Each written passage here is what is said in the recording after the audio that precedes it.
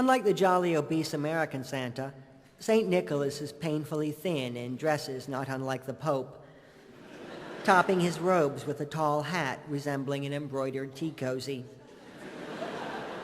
The outfit, I was told, is a carryover from his former career when he served as the Bishop of Turkey. "I'm sorry," I said.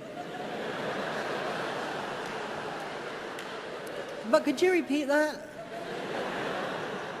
One doesn't want to be too much of a cultural chauvinist, but this seemed completely wrong to me.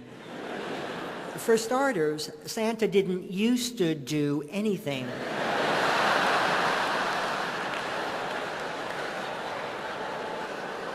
He's not retired, and more importantly, he has nothing to do with Turkey. It's too dangerous there, and the people wouldn't appreciate him. When asked how he got from Turkey to the North Pole, Oscar told me with complete conviction that St. Nicholas currently resides in Spain, which again is simply not true. While he could probably live wherever he wanted, Santa chose the North Pole specifically because it is harsh and isolated. No one can spy on him, and he doesn't have to worry about people coming to the door. Anyone can come to the door in Spain, and in that outfit, he'd most certainly be recognized. On top of that, aside from a few pleasantries, Santa doesn't speak Spanish.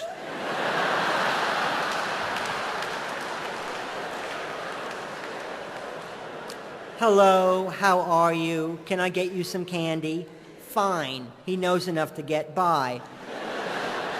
But he's not fluent, and he certainly doesn't eat tapas.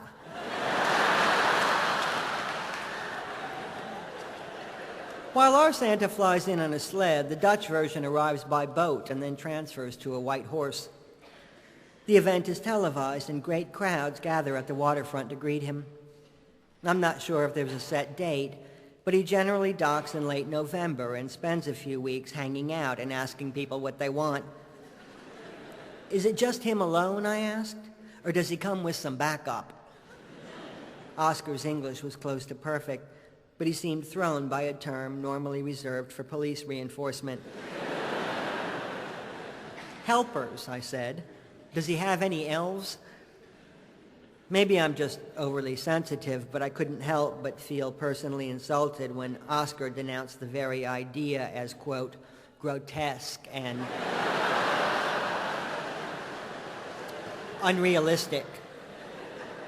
"Elves," he said, "they're just so silly."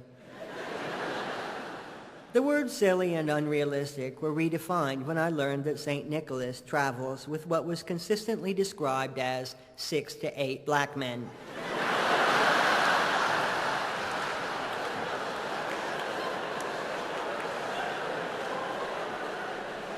I asked several Dutch people to narrow it down, but none of them could give me an exact number.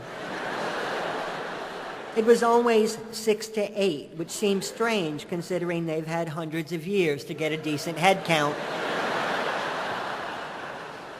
The 6 to 8 black men were characterized as personal slaves until the mid-1950s, when the political climate changed and it was decided that instead of being slaves, they were just good friends.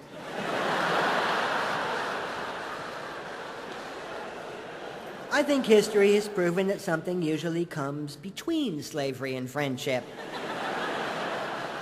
A period of time marked not by cookies and quiet hours by the fire, but by bloodshed and mutual hostility. They have such violence in the Netherlands, but rather than duking it out amongst one another, Santa and his former slaves decided to take it out in the public. In the early years, if a child was naughty, St. Nicholas and the 6 to 8 black men would beat him with what Oscar described as the small branch of a tree. "A switch?" "Yeah," he said, "that's it. They'd kick him and beat him with a switch. Then if the youngster was really bad, they'd put him in a sack and take him back to Spain."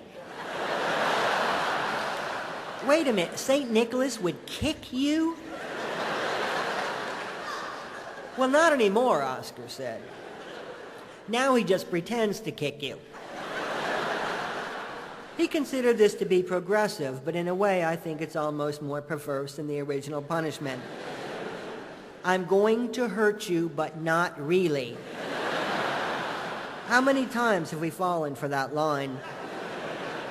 The fake slap invariably makes contact, adding the elements of shock and betrayal to what had previously been plain old-fashioned fear. What kind of a Santa spends his time pretending to kick people before stuffing them into a canvas sack? Then, of course, you've got the 6 to 8 former slaves who could potentially go off at any moment. This, I think, is the greatest difference between us and the Dutch. While a certain segment of our population might be perfectly happy with the arrangement, if you told the average white American that 6 to 8 nameless black men would be sneaking into his house in the middle of the night, he would barricade the doors and arm himself with whatever he could get his hands on. 6 to 8, did you say?